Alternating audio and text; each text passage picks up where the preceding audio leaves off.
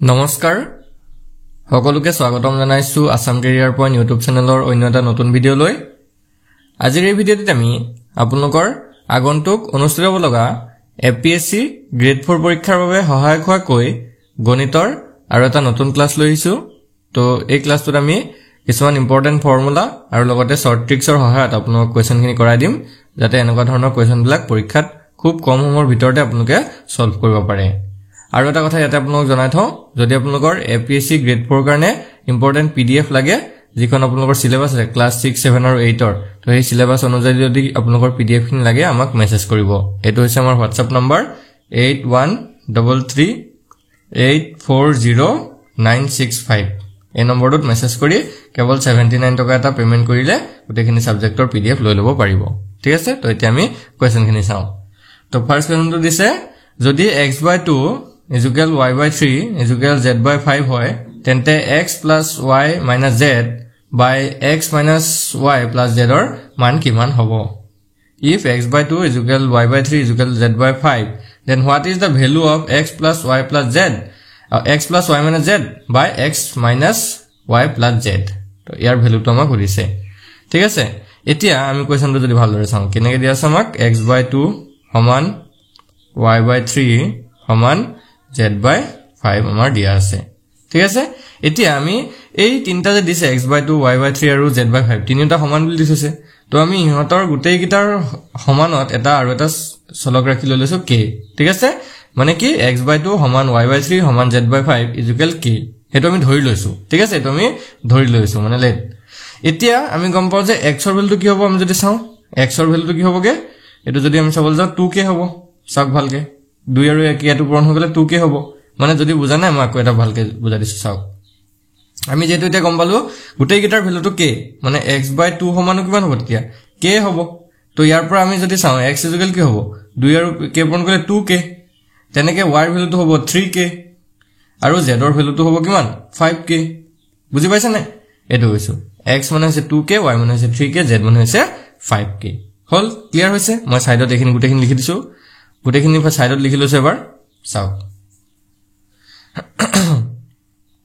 x মানে হৈছে 2k y মানে হৈছে 3k আৰু z মানে হৈছে 5k হৈ গল এতিয়া আমি কি কৰিব লাগে বাকি কোন উলিয়াব লাগে বাকি আমাৰ কি উলিয়াব দিছে এটো আমি এবাৰ চাই লওঁ আমাক উলিয়াব লাগে x plus y minus z by x minus y plus z হৈ গল এতিয়া আমি x ৰ জাগাত পাতিম 2k plus 3k minus 5k আৰু তলত পাতিম 2k minus 3k plus 5k হৈ গল এতিয়া ওপৰটো যদি আমি চাওঁ 2 3 5 5k minus 5k হ'ব আৰু তলৰটো যদি চাওঁ 2k পৰা 3k গুছিলে -1k হ'ব আৰু এফালে 5 গুছিলে 4k তো তলৰটো হ'ব টোটাল 4k আৰু ওপৰত 5k পৰা 5k গুছিলে 0 আৰু তলত 4k 0 by 4k এৰ ভ্যালুটো হ'ব 0 হয় না 0 হৰণ কৰিব নোৱাৰি যেটো 0 হ'ব তো ইয়াৰে অপচন এটো হৈ যাব কাৰেক্ট আনসাৰ বুজি পাইছে সকলে অপচন এটো হৈ গল কাৰেক্ট আনসাৰ তো এনে ধৰণে আমি কোৱেশ্চনটো সলভ কৰিব পাৰো খুব ইজি হয় অলপ প্ৰেক্টিস কৰিলে আপোনালোকৰ খুব কম সময়তে উলিয়াব পাৰিব ঠিক আছে নেক্সট কোৱেশ্চনটো লাগবঢ়ো নেক্সট সব কি দিছে what is the HCF of 7 by 9 14 by 15 and 7 by 10 9 ভাগৰ 7 15 ভাগৰ 14 আৰু 10 ভাগৰ 7 ৰ গখাউটো কিমান হয় উলিয়াব দিছে তো আমি নৰমালি স্বাভাৱিক সংখ্যাৰ যদি গখাউ লখাউ উলিয়াব দিয়ে সকলোৱে পাৰো কিন্তু এনেকুৱা যদি ভগ্নাংশৰ লখাউ গখাউ দিয়ে তেতিয়া হলে অলপ বস্তুটো কেনেকৈ কৰিব লাগিব চাই লওক তো আমাক কি দিছে 7 by 9 14 by 15 আৰু কি দি আছে 7 by 10 দি আছে এই গুটেই গিটাৰ গখাউটো উলিয়াব লাগে গখাউ মানে আছে HCF টো উলিয়াব লাগে তো ইয়াৰ HCF টো উলিয়াবলৈ হলে কি কৰিব চাওক আমি তলত গুটেই গিটাৰ LCM টো পাতিম ভালকে চাব তলত গুটেই গিটাৰ কি পাতিম LCM পাতিম আৰু ওপৰত গুটেই গিটাৰ HCF টো পাতিম মানে তলৰ যিগিটা হৰ আছে মানে 9 15 আৰু 10 হেই তিনিটাৰ আমি LCM টো উলিয়াই লৈ তলত পাতিম আৰু 7 14 আৰু 7 এই গুটেই গিটাৰ HCF টো উলিয়াই আমি ওপৰত পাতি দিম তেতিয়া আনসাৰটো ওলাই যাব ঠিক আছে এতিয়া আমি যদি চাওঁ 9 15 আৰু 10 এই গিটাৰ প্ৰথমতে LCM টো উলিয়াই লওঁ 9 15 আৰু 10 তো 3 যদি প্ৰথমতে হৰণ কৰো 3 3 গুণ 9 3 5 গুণ 15 10 টো নামি আহিলে এতিয়া কো পাছেৰে যদি কাটি দিও 3 নাযায় 3 মিহিলে 5 গুণ 5 5 দুগুণ 10 হৈ গল এইটা হল 3 5 3 আৰু 2 3 5 গুণ 15 15 3 গুণ 45 45 দুগুণ 90 তো আমি তলৰটো কিমান পাইছো 90 ওপৰটো যদি আমি চাও ওপৰটো উলিয়াব দিছে 7 14 আৰু 7 ৰ গখাও মানে HCF 7 14 আৰু 7 তো গুটে গিটাতে যদি আমি চাও হাতেৰে হৰণ যাব 7 গুণ 7 7 গুণ 14 7 গুণ 7 আৰু একৰে হৰণ না যায় সো 7 টো হৈ যাব HCF ওপৰ 7 থাকিব তো আমাৰ যেটো আনসাৰ ওলালগে হেতু ওলাইছে 7/90 তো 7/90 কোনটো অপচনত আছে অপচন বি আছে অপচন বি টো হৈ যাব কারেক্ট आंसर বুজি পাইছা গলে অপচন বি টো হৈ গল কারেক্ট आंसर আগবাঢ়িব পাৰো আমি নেক্সট কোৱেশ্চন তুলে নেক্সট তো চাও কি কৈছে চাও সেম কোৱেশ্চন হয় নাম্বাৰ কিটা চেঞ্জ কৰি দিছে HCF উলিয়াব দিছে 9/10 12/25 8/18/35 আৰু 21/40 এই গুটে গিটাৰ HCF টো উলিয়াব দিছে তো আমি যদি HCF টো চাও কি কি দিছে আমাৰ 9/10 তাৰ পিছতে 12/25 তাৰ পিছত দি আছে 18/35 তাৰ পিছত দি আছে 21/40 হল আমাৰ তলত গুটে গিটাৰ LCM টো লাগে আৰু ওপৰত গুটে গিটাৰ HCF টো লাগে তো প্ৰথমতে আমি LCM টো উলাই লৈছো 10 25 তাৰপৰ 35 আৰু 40 হৈ গল তো 5 এৰে যাব গুটে গিটাক দেখিছে 5 দুগুণ 10 5 5 গুণ 25 5 7 গুণ 35 5 8 গুণ 40 হল তাৰ পিছত 2 এৰে যদি যায় 2 গুণ 2 5 ক না জানা মিলে 7 ক না জানা মিলে 2 4 গুণ 8 হৈ গল একিটা আৰু তো না যায় তো এতিয়া আমি সিম্পল 5 2 5 7 আৰু 4 একিটা পূৰণ কৰিব লাগে 5 দুগুণ 10 10 5 গুণ 50 50 7 গুণ 350 350 আৰু 4 পূৰণ কৰিলে 1400 তো আমি এলসিএম টো কিমান পালো 1400 ঠিক আছে তলত আমাৰ কিমান ওলালে 1400 এতিয়া আমি ওপৰৰ 9 12 18 আৰু 21 ৰ HCF টো ওলাব লাগে 9 12 18 আৰু 21 সব 9 12 18 আৰু 21 ৰ তিনিয়ে যদি আমি কাটো গুটিটাক যাব 3 3 গুণ 9 3 4 গুণ 12 3 4 গুণ 18 3 7 গুণ 21 3 4 6 আৰু 7 ওলালে এতিয়া তো আৰু কোনো সংখ্যাৰে হৰণ না যায় সো এই তিনিতে হৈ যাব ইহতৰ HCF 3 তো आंसर টো আমাৰ ওলালেগে 3/1400 তো 3/1400 কোনটো অপচন আছে অপচন বি আছে অপচন বি টো হৈ যাব কারেক্ট आंसर বুজি পাইছা কলে ইয়াতে অপচন বি টো হৈ গল কারেক্ট आंसर এতিয়া পাৰিব থাকে গখা উলিয়াবলে এটা লখাগু যদি উলিয়াবতে কেতিয়াবা এনেকা ভগ্নাংশৰ তেতিয়া এই বস্তুটো অকল চেঞ্জ কৰি দিব চেঞ্জ কৰিব মানে কি ওপৰৰটোত আপোনালোকে লখাগু পাতিবগে তলৰটোত গখাও মানে HCF টো পাতিব কি কৈছো বুজি পাইছে নে যদি এই গুটে কিটা ভগ্নাংশৰ গখাও নিদি পিনে লখাগু উলিয়াব দিলেহেতেন লখাগু উলিয়াব দিলেহেতেন বা LCM উলিয়াব দিলেহেতেন তেতিয়া কি কৰিব আমি তলত যে আছিল তলৰটো আমি কি লৈছিল LCM লৈছিল এবাৰ তলত HCF টো পাতিব আৰু ওপৰত LCM টো উলিয়াই পাতি দিব ওপৰৰ গিটাৰ এইটো কৰিব লাগিব বিশেষ একো নহয় অকল বস্তুটো চেঞ্জ কৰি দিলে হৈ গল ঠিক আছে নেক্সট কোৱেশ্চন তুলে চাও তে আমি কি কৈছে এটো ভালকে চাও এটা সংখ্যা দিছে 156 তাৰ পিছত স্টাৰ তাৰ পিছত 942 এই সংখ্যাটো যদি 11 ৰে বিভাজ্য হয় তেন্তে স্টাৰৰ মান কিমান হ'ব if the number 156*492 is divisible by 11 what is the value of star এতিয়া সব কোনো সংখ্যা 11 ৰে হৰণ যায় না না আমি কেনেকে চেক কৰিম তো তাৰ কাৰণে এটা নিয়ম আছে বা তাৰ কাৰণে এটা টেকনিক আছে হেতু আমি শিকিব লাগিব তো নিয়মটো বা টেকনিকটো কেনেকুৱা চাই লওক আমাৰ সংখ্যাটো কি দিছে এবাৰ ভালকে চাওক 156 তাৰ পিছতে স্টাৰ তাৰ পিছতে আছে 942 হল তো যিকোনো সংখ্যা 11 ৰে হৰণ জানি না চেক কৰিব কাৰণে আমি তাক কি কৰিব লাগিব চাওক প্ৰথমতে আমি এটা এৰি এটা সংখ্যাখিনি প্ৰথমতে উলিয়াই লব বাছিব লাগিব প্ৰথমতে 2 ৰ পৰা ষ্টাৰ্ট কৰিব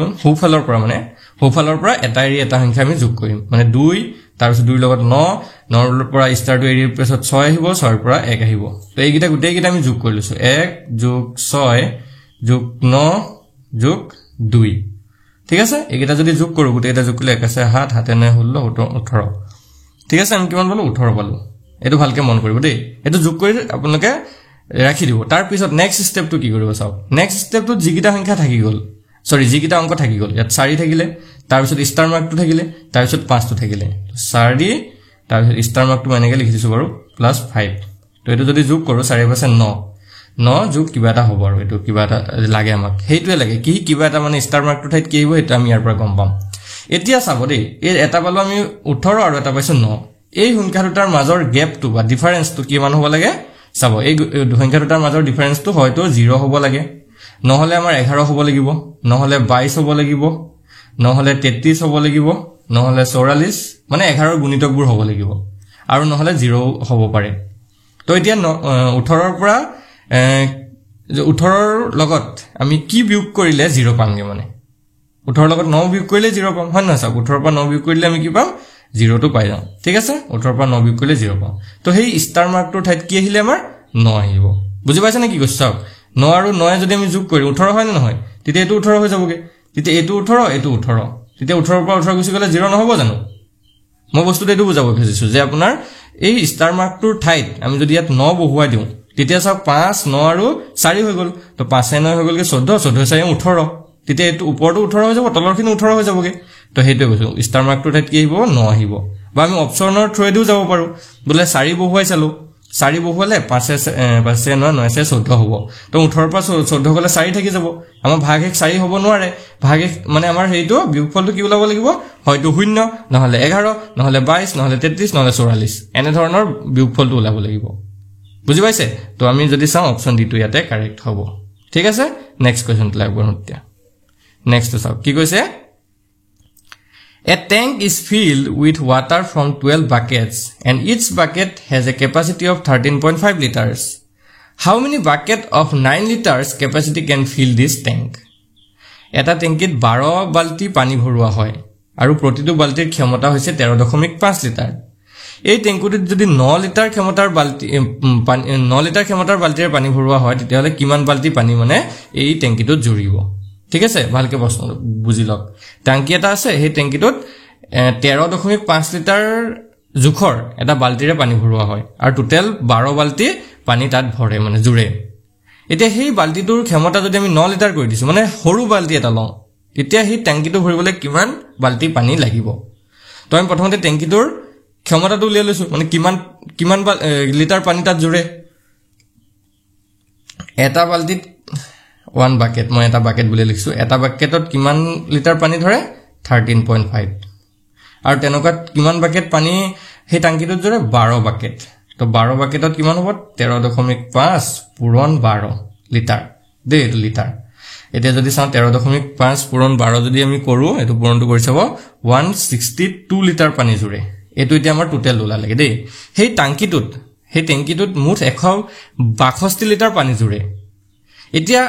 আমাৰ এই নতুন যেটো বালতি আহিছে মানে হেতু 9 লিটাৰ বালতি হয় না নহয় 9 লিটাৰ এটা বালতিত কিমান জুৰে এটা বাকেটত 9 লিটাৰ জুৰে তো এতিয়া আমাৰ 162 লিটাৰ জুৰিবৰ কাৰণে 162 লিটাৰ জুৰিবৰ কাৰণে কিমানটা বাকেট লাগিব তো সিম্পল 162 ক 9 ৰে হৰণ কৰিলে হৈ গল হয় না নহয় তো 162 ক যদি 9 ৰে হৰণ কৰে এটো 18 ওলাব তো হেই তেনেকুৱা 18 বালতি পানী যদি ভৰোৱা হয় ট্যাঙ্কিটো তেতিয়া হেই ট্যাঙ্কিটো ফিল হ'ব অপচন কোনটো শুদ্ধ হ'ব অপচন বি টো শুদ্ধ হ'ব বুজি পালে অপচন বি টো হৈ গল কারেক্ট आंसर কেলমিল না ইমান টেনশন নলব আপোনালোকে ইমান টান কোৱেশ্চন নাহিব এনে ধৰণৰ ইজি কোৱেশ্চন আহিব নেক্সট তো চাওক তেতিয়া তো এইটো এটা অলপ ক্ৰিটিক্যালি প্ৰশ্ন দিছে ক্ৰিটিক্যাল মানে কি অলপ দেখিবলে টান নিছ নালাগে কিন্তু যদি আমি কৰি গৈ থাকো একদম ইজি হৈ যায় তো ৰুট অফৰ ভিতৰত এনেকৈ সংখ্যাটো দিতেছে তো প্ৰথমতে আমি যদি চাও ৰুট অফৰ 5 মানে ৰুট অফৰ ভিতৰত 5 তাৰ পিছত আকৌ ৰুট অফৰ 11 আকৌ ৰুট অফৰ 19 আকৌ 29 আকৌ 39 হয় না সৰি 49 তো আমি 49 টোলে যদি লক্ষ্য কৰো 49 টো কিহৰ বৰ্গ সংখ্যা হয় 7 ৰ বৰ্গ সংখ্যা তো এটো 49 ৰ জায়গাত আমি কি লিখিব পাৰো 7 তেতিয়া এটো 29 প্লাস 7 হৈ যাব ৰুট অফৰ 29 প্লাস 7 হৈ যাব ভালকে লক্ষ্য কৰিব আৰু ৰুট অফৰ 29 প্লাস 7 মানে কি ৰুট অফৰ 36 হয় না নহয় আৰু ৰুট অফৰ 36 মানে কিমান 6 তেতিয়া আমি এই গুটেই কোণৰ জায়গাত কি লিখিব পাৰো 6 লিখি দিব পাৰো হৈ গল তেতিয়া আমি ভালকে আকৌ চাব দেই এটা তো আমি গম পালো কোন 6 হয় তেতিয়া ইয়াত ৰুট অফৰ কি হৈ যাব 19 যোগ 6 হৈ যাব কাৰণ এই গুটেই কোণৰ জায়গাত আমি 6 পাই গৈছিলো ন এটা 19 এ 6 কিমান 19 এ 6 হৈ গল 25 ৰুট অফৰ 25 আৰু ৰুট অফৰ 25 মানে আমি জানো 5 বুজি পালে এতিয়া আমি এই গুটেই কোণৰ জায়গাত লিখি দিব পাৰো 5 বুজি পাইছে ভালকে চাওক গুটেই কোণৰ জায়গাত ইয়াৰ পৰা লৈকে আমি কি লিখি দিব পাৰো 5 লিখি দিব পাৰো তো এইটো হৈ যাব ৰুট অফৰ 11 যোগ 5 আৰু 11 পাছে হৈ গলগে 16 আৰু ৰুট অফৰ 16 মানে কিমান ৰুট অফৰ 16 মানে 4 বুজি পাইছে এতিয়া আমি এই গুটেই কোণৰ জায়গাত লিখি দিব পাৰো কিমান 4 হৈ গল এইকোণ জায়গাত আমি লিখি দিব 4 তো এইটো হৈ যাবগে ৰুট অফৰ 5 + 4 তো ৰুট অফৰ 5 + 4 মানে কিমান √9 এটো হবগে আমাৰ ফাইনাল আনসাৰ আৰু √9 ৰ ভ্যালুটো কিমান হয় √9 মানে আমি জানো কলৱে 3 হয়নে 3 গুণ নহয় তো এটো আমাৰ যেটো ফাইনাল উত্তৰ ওলাব হেটো অপচন এ হ'ব কারেক্ট আনসার বুজি পাইছে ইমান টান নহয় আমি যিমানটো টান দেখিবলে ভাবিলো হিমানটো টান নহয় যদি কৰি আহি থাকো একেবাৰে লগে ওলাই যায় হয় নহয় তো আগবঢ়ো নেক্সট কোৱেশ্চন তুলে নেক্সট টু সাব কি দিছে 10 16 24 এৰে হৰণ যোৱা আটাইতকৈ সৰু বৰ্গ সংখ্যাটো কোনটো হয় which is the smallest square number divisible by 10 16 and 24 তো এই কোৱেশ্চনটো কেনে কৰিব এটো এটা খুব ইম্পৰ্টেন্ট কোৱেশ্চন হয় ম্যাথছৰ তো আমি ইয়াত কি কৰিম 10 16 আৰু 24 তিনিওটাৰে ফ্যাক্টৰাইজ কৰিলাম মানে উৎপাদক বিশ্লেষণ কৰিলাম তো আমি যদি 10 ৰ উৎপাদক বিশ্লেষণ কৰো 2 পূৰণ 5 হ'ব 16 ৰ যদি উৎপাদক বিশ্লেষণ কৰো 2 পূৰণ 2 পূৰণ 2 পূৰণ 2 হ'ব আৰু 24 ৰ যদি উৎপাদক বিশ্লেষণ কৰো আমি 2 পূৰণ 2 পূৰণ 2 পূৰণ 3 হ'ব 2 4 4 8 8 24 হৈছে এতিয়া আমাক সুধিছে আটাইতকৈ সৰু বৰ্গ সংখ্যাটো কি হ'ব যেটো 10 16 আৰু 24 তিনিওটাৰে হৰণ যায় এতিয়া এই যে উৎপাদককিটা চালো আমি উৎপাদককিটাত কি উৎপাদক আছে ভালকে চাও আমি যদি চাও 2 আছে 3 আছে আৰু 5 আছে 2 3 আৰু 5 তো সিম্পল এতিয়া আমি 2 3 আৰু 5 এই গিটাক বৰ্গ সংখ্যাত আমি লৈ গলে হৈ যাব মানে কি চাওক 2 কেটা আছে হাইয়েস্ট 2 কেটা আছে তো চাওক তো হাইয়েস্ট 2 16 আছে 4টা তো আমি প্ৰথমতে 2 4টা লিখিলো 2 পূৰণ 2 পূৰণ 2 পূৰণ 2 ঠিক আছে এতিয়া আৰু 2 এৰ দৰকাৰ নাই 2 সব খতম হৈ গল কাৰণ 2 জোড়া হিচাপে আমি বনাব লাগে মানে 2 জোড়া এটা বনি গল ইয়াতো এটা জোড়া বনি গল হৈ গল মানে পেয়াৰ্স বনি গল এতিয়া যদি আমি চাও 3 এটা আছে আৰু কি আছে 5 এটা আছে এতিয়া ইয়াতে ভালদৰে লক্ষ্য কৰক 3 ৰ জোড়া মানে পেয়াৰ্স হোৱা নাই আৰু 5 ৰো পেয়াৰ এটা হোৱা নাই মানে জোড় হোৱা নাই তো সেই কাৰণে ইয়াত আৰু এটা 3 পূৰণ কৰি দিম আৰু এটা 5 পূৰণ কৰি দিম তেতিয়া এটো 3 ৰ জোড়া হৈ গল আৰু এটো 5 ৰো জোড়া হৈ গল তো গুটেই সংখ্যা কিটা এটা সব গুটেই সংখ্যাৰ এটা জোড় হিচাপে বনি গৈছে 2 এটো জোড় এটা 2 3 ৰো এটা জোড় বনি গল আৰু 4 ৰো এটা 5 ৰো এটা জোড় বনি গল এতিয়া গুটেই কিটা সংখ্যা পূৰণ কৰি দিয়ক আমাৰ আনসাৰটো ওলাই যাব গুটেই কিটা পূৰণ কৰি দিয়ক তো 2 গুণ 4 4 গুণ 8 গুণ 16 হল 3 16 আৰু এনেকে যদি আমি গুটেই কিটা পূৰণ কৰি চাও এটো 3600 ওলাই ঠিক আছে পূৰণটো মই কৰি থৈছিল আগতে তো আপোনালোক কৰি চাব 3600 ওলাব ঠিক আছে অপচন ইয়াতে আমাৰ ডি2 হৈ যাব কাৰেক্ট আনসাৰ বুজি পালে সকলে তো এনে ধৰণে আমি জোড় বনাই পিনে আমি ইহঁতৰ বৰ্গ সংখ্যাটো উলিয়াব পাৰিম ঠিক আছে মানে এই 3600 যেটো এতিয়া সংখ্যা ওলালে সেই সংখ্যাটোক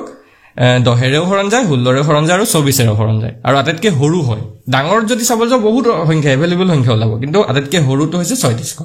ঠিক আছে নেক্সট কোৱেশ্চনটো লাগবৰ আমি কি কৈছে চাওক population of a place decreases from 50000 to 48000 what is the percent decrease of the population এখন ঠাইৰ জনসংখ্যা 50000 পৰা 48000 লৈ হ্ৰাস পায় তে জনসংখ্যাৰ শতাংশৰ হ্ৰাস কিমান হল তো 50000 ৰ পৰা কিমান হল ভালকে চাওক 50000 ৰ পৰা কিমান হল 48000 হয় নহয় কিমান কমি গল তো আমি যদি চাও 2000 টা কমি গল 2000 জনসংখ্যা কি হৈ গলগে কমি গল এতিয়া আমাক উলিয়াব গৈছে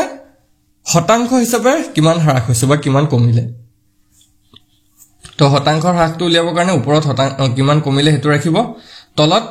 যেটো আগৰ জনসংখ্যা আছিল হেতুক ৰাখি দিয়ক মানে 50000 টো তলত ৰাখি দিয়ক ইনটু 100% পূৰণ কৰি দিয়ক 100% ঠিক আছে এতিয়া আমি কাটাকাটি কৰো 1 ৰ পৰা 2 শূন্য কাটিলো 50000 2 শূন্য কাটিলো